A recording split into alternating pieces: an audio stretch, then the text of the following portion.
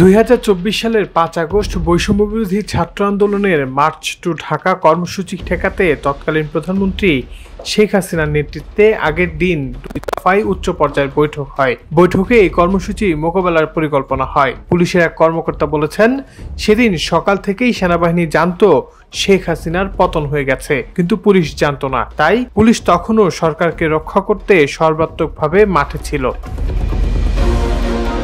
জাতিসংঘের মানবাধিকার বিষয়ক হাইকমিশনারের দপ্তরের তথ্যানুসন্ধানী প্রতিবেদনে এই তথ্য উঠে এসেছে।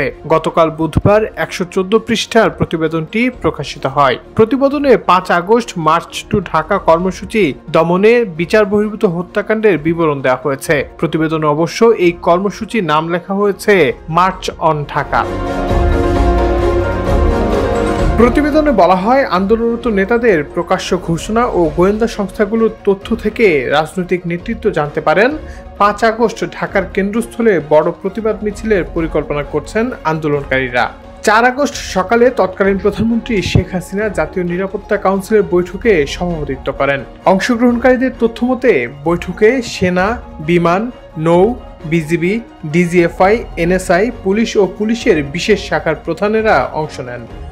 বৈঠকে হাসিনা সরকারের স্বরাষ্ট্রমন্ত্রী, শিক্ষামন্ত্রী ও পররাষ্ট্রমন্ত্রীও ছিলেন। তারা মার্চ টু ঢাকা প্রতিরোধের জন্য আবার কারফিউ জারি ও তা বলবৎ করার বিষয় নিয়ে আলোচনা করেন।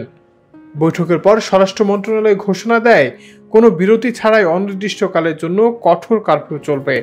আন্দোলনকারীদের সন্ত্রাসী হিসেবে আখ্যায়িত করে প্রধানমন্ত্রী একটি বিবৃতি দেন। তিনি দেশবাসীকে এই সন্ত্রাসীদের শক্ত হাতে দমন করার আহ্বান জানান। ৪ আগস্ট সন্ধ্যার পর প্রধানমন্ত্রী বাসভবনে আরেকটি বৈঠক হয়। বৈঠকে প্রধানমন্ত্রী নিজে অংশ নেন। জ্যেষ্ঠ কর্মকর্তাদের তথ্যমতে বৈঠকে সেনাপ্রধান ও অন্যান্য নিরাপত্তা কর্মকর্তা ঢাকা রক্ষার বিষয়ে আবারও প্রধানমন্ত্রীকে আশ্বস্ত করেছিলেন। বৈঠকগুলোতে অংশ নেওয়া ঊর্ধ্বতন কর্মকর্তাদের তথ্যমতে বৈঠকে একটি পরিকল্পনার বিষয়ে ঐক্যমত্য হয়েছিল যে প্রয়োজনীয় শক্তি প্রয়োগ করে বিক্ষোভকারীদের ঢাকার কেন্দ্রস্থলে প্রবেশে বাধা দিতে পুলিশের পাশাপাশি সেনাবাহিনী ও বিজিবি মোতায়েন করা হবে।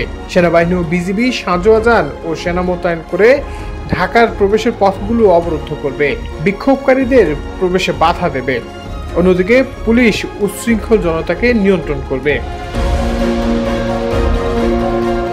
৫ আগস্ট সকালে সেনাবাহিনী ও বিজিবির সদস্যরা মূলত দাঁড়িয়েছিলেন। পরিকল্পনা অনুযায়ী তারা তাদের উপর অর্পিত ভূমিকা পালন করেননি।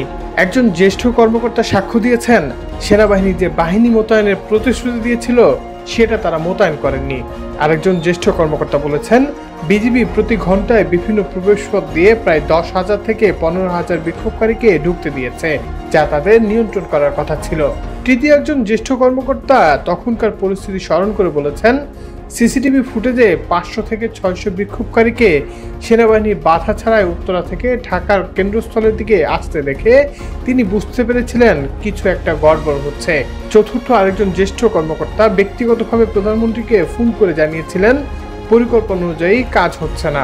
মার্চ অন ঢাকা থামাতে বিক্ষোভকারীদের শহরের কেন্দ্রস্থলে পৌঁছাতে বাধা দিতে তখনও পুলিশ অনেকটা জায়গায় বিক্ষোভকারীদের উপর প্রাণঘাতী গুলি চালাচ্ছিল। পুলিশের একজন কমান্ডার ব্যাখ্যা করে বলেছিলেন, সেদিন সকাল থেকেই সেনাবাহিনী জানত